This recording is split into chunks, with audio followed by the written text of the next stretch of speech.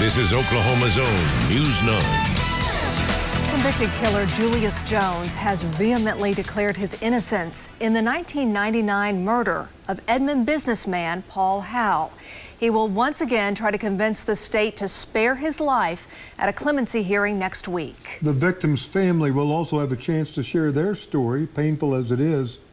But first, they will tell it to News 9's Lisa Monahan.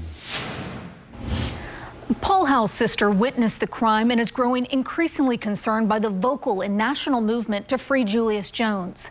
She worries big-name celebrities and social justice warriors, as well-intentioned as they may be, will cause a major injustice for her family.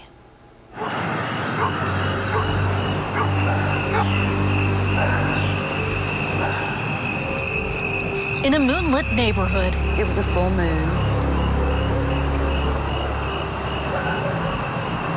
We drove home and we parked right out here in front of the driveway. At the house she now lives in, I see it all the time. You can't help but see it. It happened in that dreadfully awful driveway.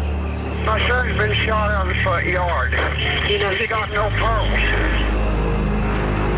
I had my foot out the door when I heard the shot, and I saw that Paul was gone. We just ran for safety.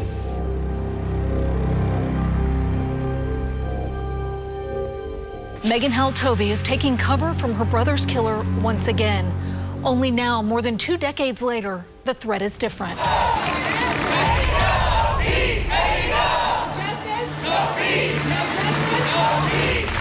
Gross impartiality, maladministration, bias, prejudice, things of this nature. Julius Jones' name needs to be cleared.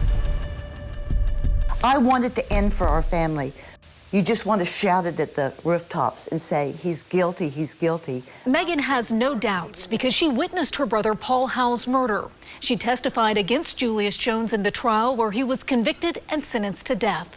If anybody would take the time to really study the facts, then they would know that there is no doubt that Julius Jones is guilty. In 1999, Megan and her brother Paul took his 2 young daughters to get school supplies and ice cream. They later returned to their parents' home in Edmond, parked their Suburban in the driveway, and just stepped out, unaware they'd been followed. Julius Jones never said one word. He just put a gun to my brother's temple and shot. It was such a disturbing night, and it's imprinted in your brain. My mother was huddled over Paul. She was cradling, and she was saying, please be alive, please be alive. But I knew he was already gone. Megan still struggles with flashbacks. The entire family has dealt with tremendous grief over the years. He was such a loving son, a great brother, and the best father you could ever know. Happy memories of her brother are still there, she says, but are often overwhelmed by the painful reality of his murder. How has it impacted your life? It's changed everything. For years, I didn't leave the house. You just have this fear inside you that something is going to happen. I keep the doors locked. I keep the alarm system on. But no lock, no alarm could protect Megan, much less prepare her for the all-out public relations campaign Jones has waged to avoid the death penalty. That he has a family that he can go to, a community that he can go to when he gets out, not if, when he gets out. And the more I heard about it, I just thought, nobody's going to believe this because it's not right. Because we had the facts behind us. We knew he was guilty. Sir, are you Julius Darius Jones?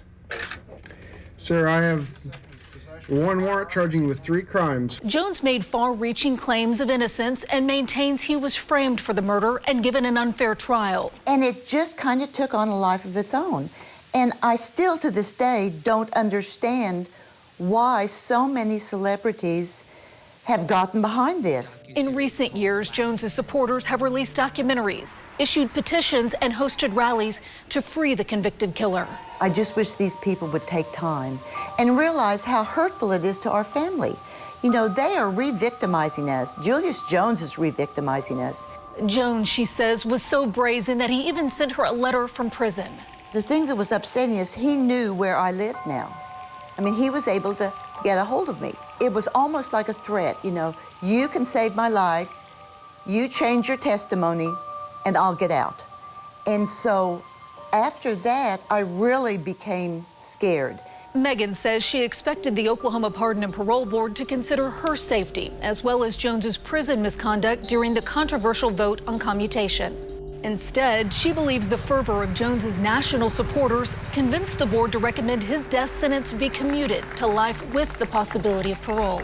I just don't think that they are being fair. You could tell by their expressions when we first went in there. It was disheartening.